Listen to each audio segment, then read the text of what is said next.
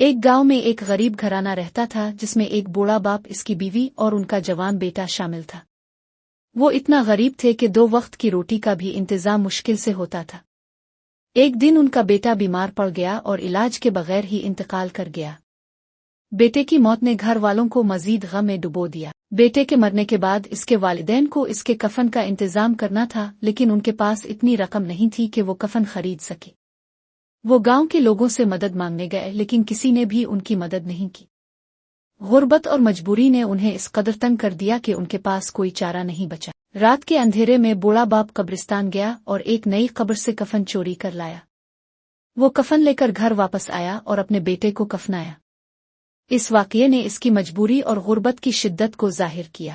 کہانی کا اختتام انتہائی دردناک اور المناک ہے۔ بوڑھا باپ کفن چوری کرنے کے بعد گھر واپس آتا ہے اور اپنے بیٹے کو کفناتا ہے۔